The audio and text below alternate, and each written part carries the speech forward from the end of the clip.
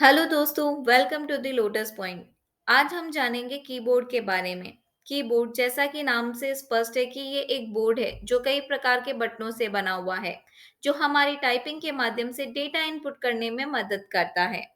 इसमें उपस्थित बटनों का क्रम वैसे तो टाइपराइटर के समान ही है, पर इसमें ज्यादा बटनें होती है, जैसे function keys, music control keys आदि। तो चलिए दोस्तों, आज हम सबसे पहले कीबोर्ड के बारे में अच्छे से जान लेते हैं कि ये क्या है, कैसे बना हुआ है और इसको किसने बनाया है। ये एक CUI character user interface user friendly input device है, जिसकी मदद से हम बड़ी ही आसानी से कंप्यूटर में text, numerical data and special symbols type कर सकते हैं। कंप्यूटर के लिए ये एक मुख्य इनपुट डिवाइस है जो हमें टाइपिंग करने में मदद करती है। टाइपिंग के अलावा कीबोर्ड के बटनों के कॉम्बिनेशन का प्रयोग शॉर्टकट कीज के रूप में कर कर अनेकों कार्य बड़ी आसानी से हम कर सकते हैं। तो चलिए अब हम जानते हैं कि कीबोर्ड का आविष्कार किसने किया। कीबोर्ड का सर्वप्रथम आविष्कार एक अमेरिकी क्रिस्टोफर लैंथम सोल्स ने किया था। इनके द्वारा जिस कीबोर्ड का निर्माण किया गया था, उसका लेआउट क्वार्टी है, जो आज सबसे ज्यादा प्रचलित है। कीबोर्ड का मतलब हिंदी में क्या है? कीबोर्ड को हिंदी में कुंजी पटल कहते हैं। अब जानते हैं कि कीबोर्ड को कंप्यूटर से कैसे जोड़ा जाता है। कीबोर्ड को कंप्यूटर से जोड़ने के लिए serial connector, PS2 connector, USB wireless माध्यम से जोड़ा जाता है।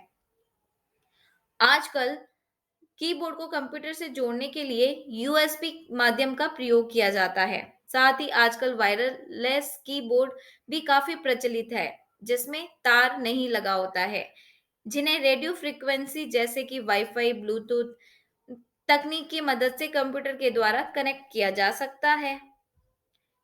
अब चलते हैं, बात करते हैं कीबोर्ड में कितनी बटनें होती है। तो दोस्तों, पुराने समय के कीबोर्ड में 84 बटनें होती थी, पर नए जमाने के कीबोर्ड में 100 से 110 तक भी होती है। ये डिपेंड करता है उपयोगिता के आधार पर। इनमें बटनों की संख्या थोड़ी कम ज्यादा हो सकती है। जैसे गेम खेलने के लिए आने वाले गेमिंग कीबोर्ड में कुछ अतिरिक्त बटनों का प्रयोग होता है। इसी प्रकार म्यूजिक कंट्रोल करने के लिए कुछ बटन होना इत्यादि। अब बात करते हैं कीबोर्ड के कार्य। इसकी मदद से बड़ी ही आसानी से अल्फा न्यूमेरिकल डेटा कंप्यूटर में इनपुट किया जाता है। माउस की अनुपस्थिति में माउस द्वारा किए जाने वाले सारे कार्य ये कर लेती है। इसके द्वारा कंप्यूटर को कमांड दिया जाता है।